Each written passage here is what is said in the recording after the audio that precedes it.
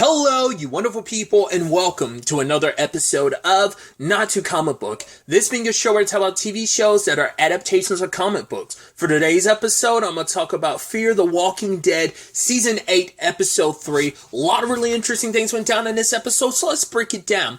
Okay, so first and foremost, let's start off with the past. We get a look at Shrike and Crane, or Ben and Sam. We see about their past, and this goes back to 12 years ago. So kept wondering if that 8-year time skip did what I think it does, and this in fact showcases, yes, this show at least where The Walking Dead was in its final season. Once again, I don't know how much time skip might be involved in the series finale for all I know. But yeah, it's kind of roughly at that spot. At least the last time we saw an update timeline-wise was saying 12 years ago was the bonus episode in season 10 that followed Negan and his wife. So, Lucille, that whole storyline. So that showed us, 12 years ago. So the one that's still stuck in the past would be World Beyond. So I'm assuming World Beyond must take place it has to take place some point in between the time skip of in that 6 or so year period, at least 4 years after parts of after Rick's quote unquote death, because there was a 6-year time skip after after Andrew Lincoln's final episode as Rick. So it has to be because that puts them around the 12-year mark. I mean, then you have then you have also all of 9, then 10. So it's hard to say, but I'd say roughly in that period is probably around season 9 or season 10 is probably roughly when World Beyond and them taking place. I know it's not that important, but I get so caught up. I'm always fascinated with time, especially when you include time skips, especially lining up all the timelines to everything, because everything at this point is kind of lined up. Like I said, with where The Walking Dead was and where Fear is currently. So, and we obviously know everything else going forward is going to be post Walking Dead stuff. So it's all going to be kind of the same timeline frame. Either way.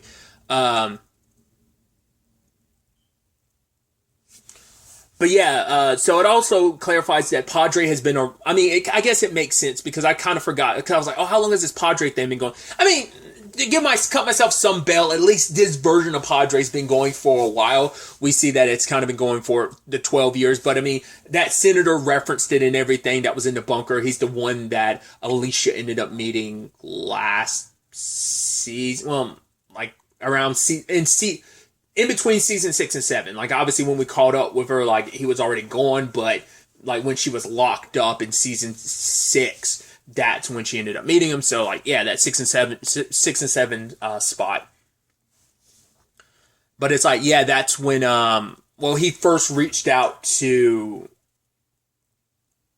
Sam and Ben's dad, and he's going to help because it's right, we've got to make sure other people out there are okay, because they want to give everyone all the things they need to start rebuilding society, because it's if we don't kind of put it out there and help out other communities, build up these other communities, when our supplies run dry, we won't have the ecosystem necessary to kind of trade with everyone. So it's kind of yes, it's all going to benefit us all in the long run. So it's also interesting to know that Shrike and Crane, their nicknames, not their code names, come from the birds, because their dad was, I guess maybe it comes from their mom being a bird watcher, and it kind of allocated over to her dad because the dad says this particular bird that they saw, it's hey, this bird flies in the family unit and they work together as a unit, which if I saw the name in the credits, I don't know if it's name, I think it's his name, but I believe the actor who played their dad is Michael B. Silver. He's one of those actors where you're I've seen him in a multitude of things. I want to say, the one thing that always comes to my head is I know he's in one of the cases of L.A. Noire.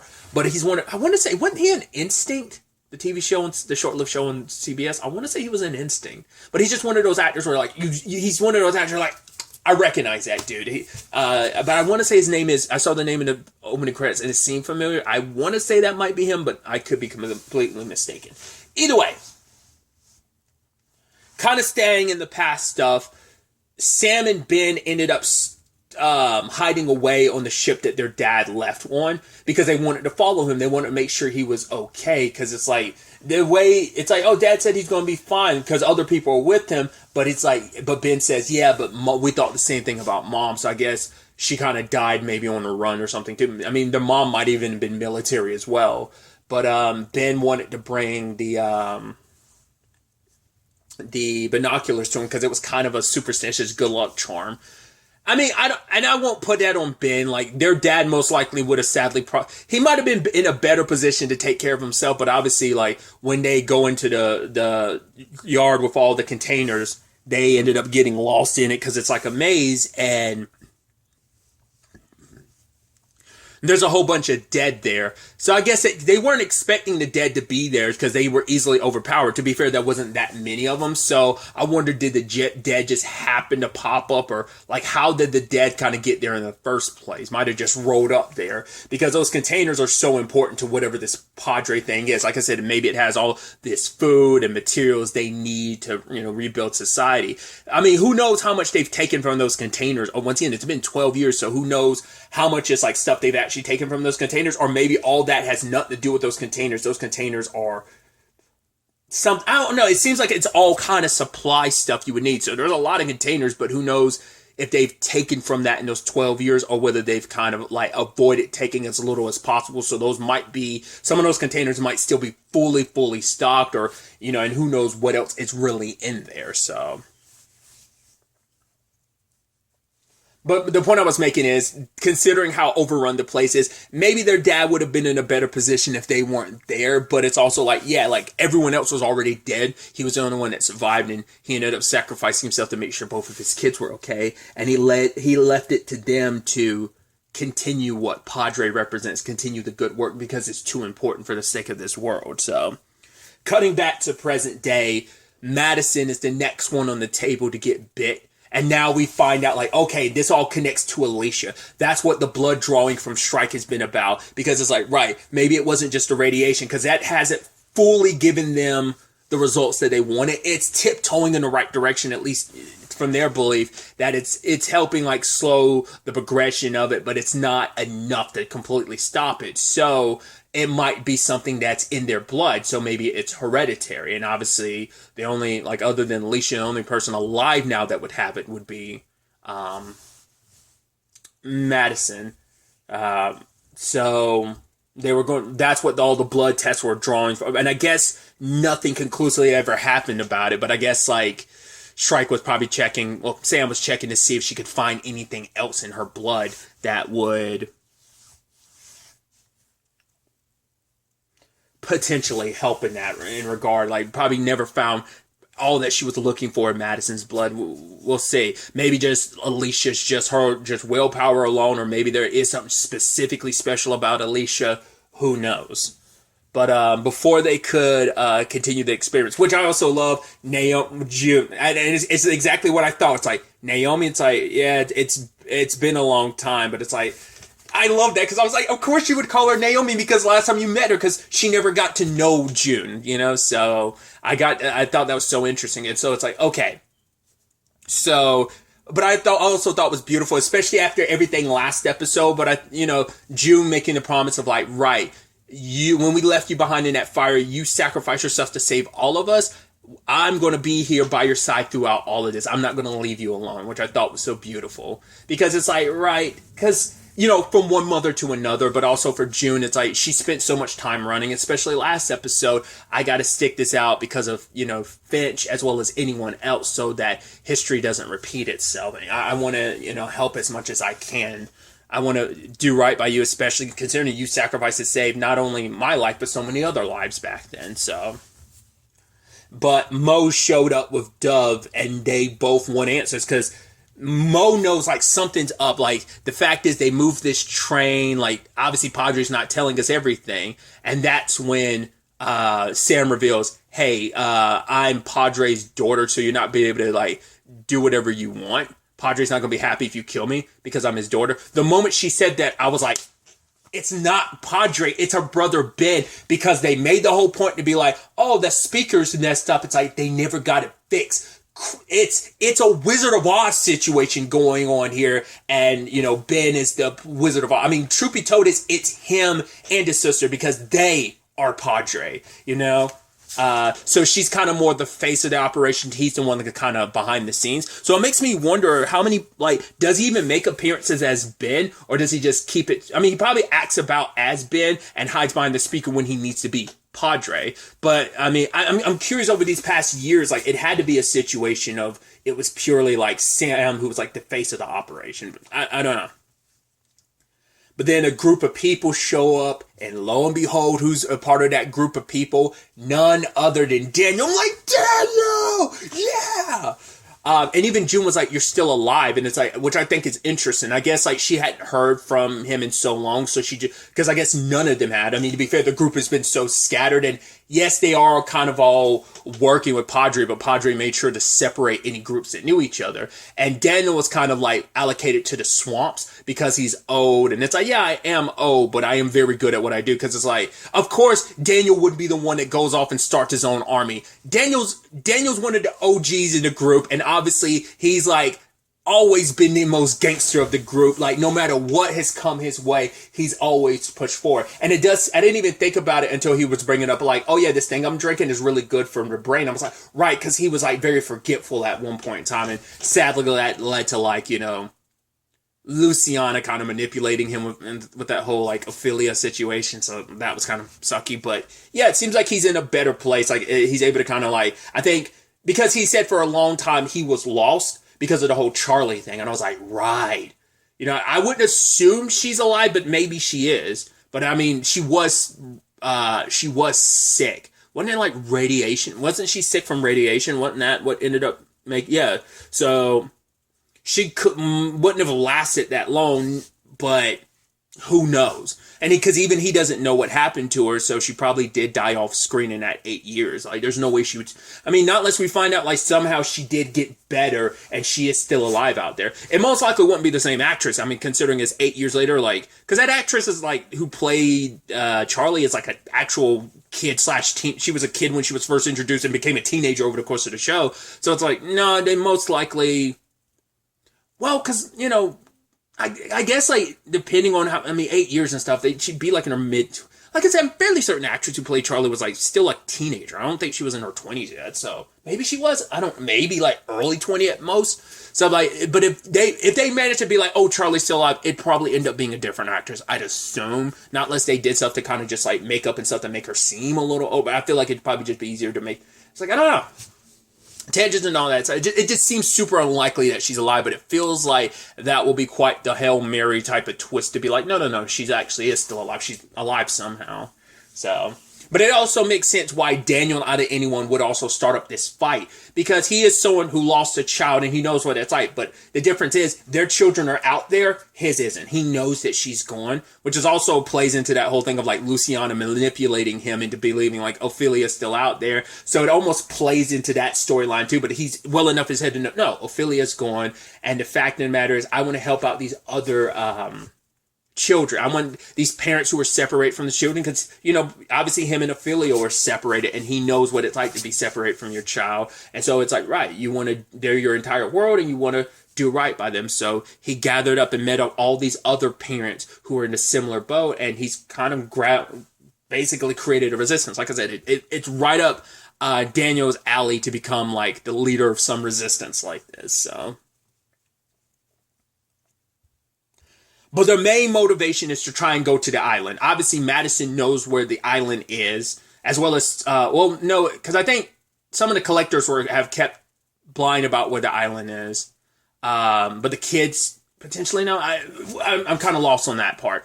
But Dove is willing to go along because Mo convinced her, hey, look at all the stuff that's happening here. Plus, it's I'm the... you have Madison being I'm the one that took you, and I recognize your face. I don't remember your name. I don't know where I took you from, but I know I took you. And the collectors, there's a whole bunch of files of all the kids we've taken. So all I need to do is get back on the island. And with Shrike, we'll be able to, because we'll be able to bargain with her to get what we want. So, And it is that cult thing of like so many kids have been indoctrinated into this because it's all they know, because a lot of them have been actual kids when this all started, you know? Like, obviously, in most cases, she was an actual baby when she was taken. So, she's really known is that. And so it makes it a little easier when this is all you've known, when you were like, even if you weren't like Mo, even if you were a little older, you're still a little kid, you're easily, swayed and just be like, oh, your parents are bad, your parents didn't love you, they abandoned you, you know, because they couldn't help you. And it's like, yeah, there's extenuated circumstances. Mo was given up because, like, Morgan was backed into a corner. Not every other parent was like that. Obviously, in some cases, like, the cases of, like, we know with Madison, she straight up just took kids from people, you know, as well as others have done the same. So Dawn tried to say she didn't care about it, but truth be told is she did. Like, because there's always going to be a part of her wanting to know the truth now that this is starting to leak out that, hey, maybe Padre's not what I thought. But the point I'm making is there was another kid that showed up that was like, no, like, you can't, like Padre, everything Padre kind of does is for a reason. When you're swept up in all of that, you're like, our parents didn't love us, they abandoned us. It's like, yeah, but you're only saying that because you're being force-fed these lies that Padre has perpetuated over and over and over again. So Mo stays behind to kind of leave Madison, June, Shrike, and Dove to go check out the, get to the island. The moment Shrike was like, that when that woman was like, I think you're my daughter, Alex, it's like, the moment Shrike was like, she's not, she's lying to you. It's not that the woman was intentionally lying to her. It's just because it's been so long, she legitimately thought that was her daughter, Alex, but it wasn't. The moment Shrike kind of protested, I was like, she's not going to end up being your daughter, is she? Is that what the twist is going to be here? But turns out not. Ended up being a season 7 twist where it's like, well, in that it plays into season 7, because if I'm not mistaken, like the Odessa Ava whole thing was the season 7 finale, if I remember correctly, and Madison replayed it at the end. But it's like, yeah, we got the reveal of who she really is. She is her mom. Ava is the woman from the season 7 finale, and it sucks because Madison lied to her. They're like, oh, I can get you your kid back and stuff like that. And it's like, oh, you kind of got her killed. But at the same time, it's also, Madison is just as, like, she was just as manipulated by Padre, too. She was just so integrated into this because everything she did was to get her kids back. And I think it doesn't make it okay, doesn't justify it, but it is something that Odessa's missing a piece of that puzzle. It's like,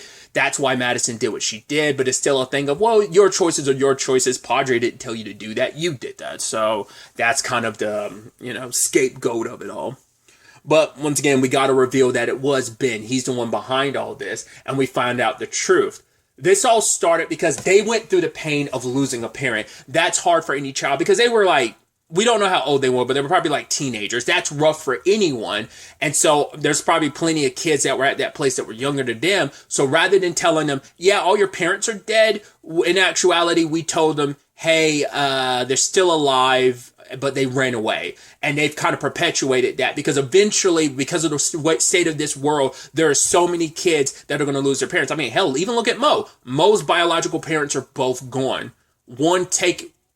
Two actually taken by walkers, because both of her parents were taken by walkers, so being bit and kind of turning in the whole situation. So it's so interesting because it's always been the background thing to this universe. It's always been like, all right, it's about how you respond and how you deal with this relentless, ever-growing threat. And now it is like, this is one of the situations where it is like World Beyond that you're directly fighting that, because every other series it's like you're fighting some other community that's trying to make it by doing some maybe terrible or not so great stuff just to survive. It's like everyone's out for themselves, survival of the fittest type of situation. But this is one of the few times where it's like no, we need to fight back against this thing, which has never really been even the case in this show.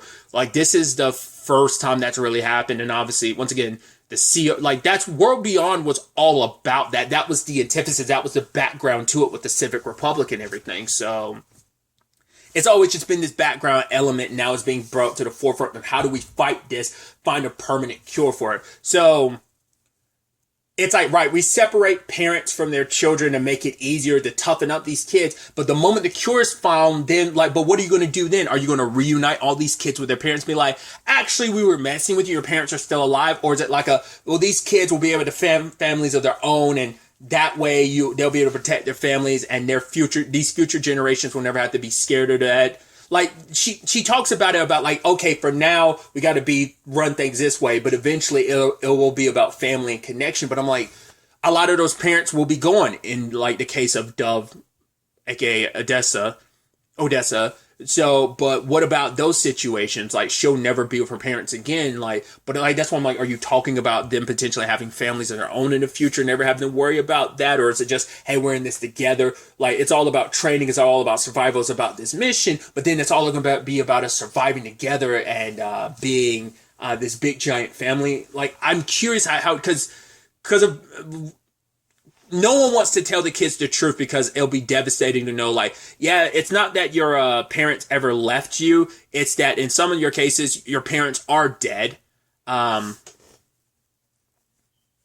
And others you were straight up taken from your parents. So it's like, yeah, you can tell the kids the truth, but it's like, yeah, like you've seen what it did to Odessa, Dove. So it's like that truth doesn't really always 100% help. And especially in Madison's case, because she did a lot. Once again, did it for her kids, but it still doesn't take away the fact that she did what she did, and she wants to try and make things right.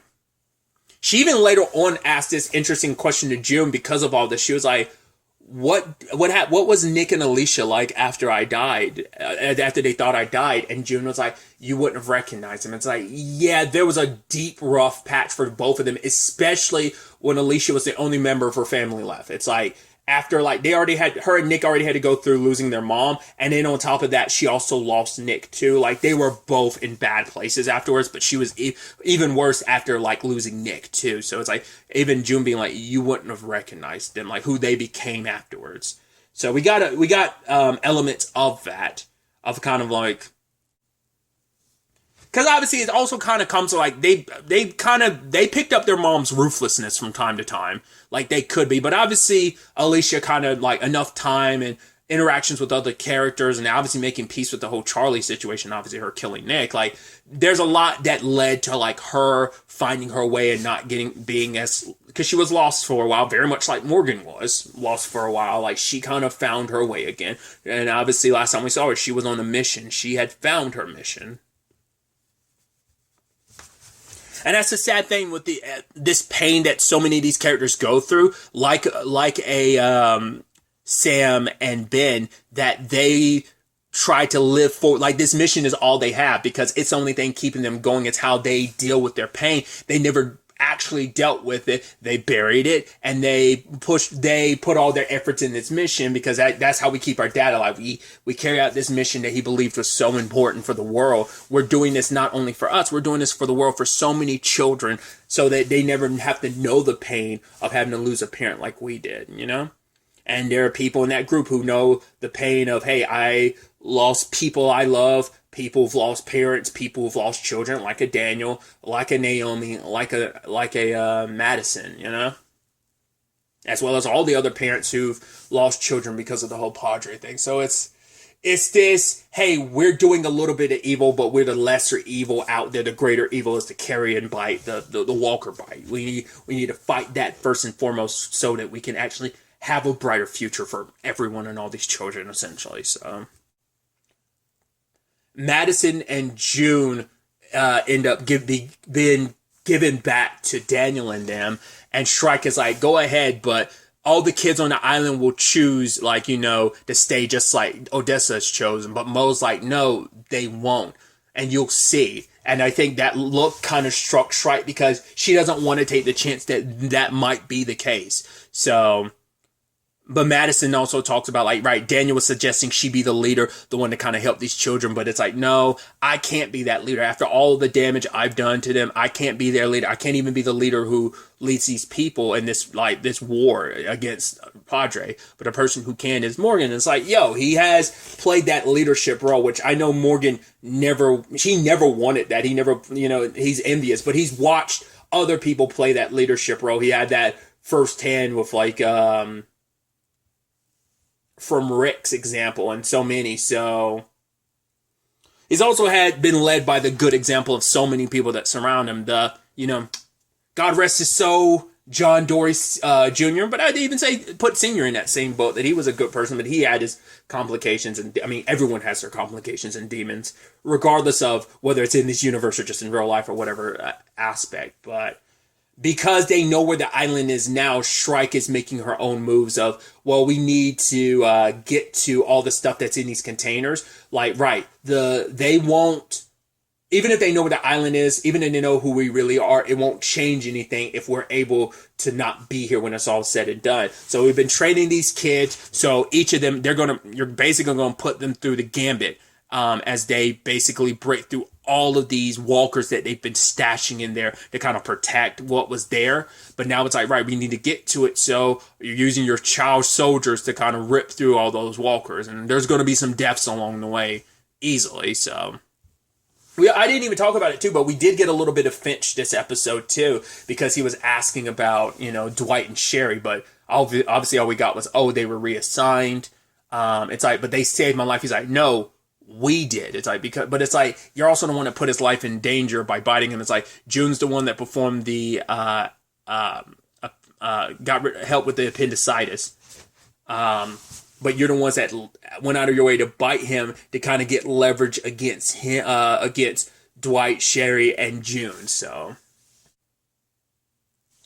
it's definitely going to be interesting to ultimately see where all of this ends up taking us going forward into the next episode. I'd assume the next episode would have us following Morgan again and seeing what he was up to post Madison letting him escape last episode. So we'll see. And eventually when Morgan kind of meets up with them. And because Daniel had talked about it, he has no idea where the others are. Once again, he doesn't know about Luciana. He doesn't know about Charlie. And because of the file thing, they couldn't get that answer for Daniel. So he doesn't really know what happened to them and anyone. I mean, obviously, big one. You're like, the one you have to worry about and think about the most is, where the hell is Victor? He's the biggest question mark because he's always been who he is, and you're just like, how is he faring in this 8-year time skip? What has he been up to? There's going to be some character. If it's not Victor, it's probably going to be someone else where we kind of get a whole episode dedicated to what they've been up to the past 8 years. Obviously, we're getting like the cliff notes on like Madison and June, and maybe we'll get like a whole episode dedicated like Morgan and Grace or something like that. We got cliff notes of like Sherry and Dwight, but also once again, this season is also a little shorter too, so that a lot of that might like get expedited. But I could just feel like there's gonna be one character we catch up with. I feel like it's gonna be a Victor type of situation of we saw everything he went through these past 8 years or something like that. But we'll ultimately have to wait and see. I'm so curious to see where everything ends up taking us going forward into the next episode. But really, that's all I wanted to talk about. Till the next time we meet, be happy, be safe, live life to the fullest, and enjoy it. Good day, and goodbye.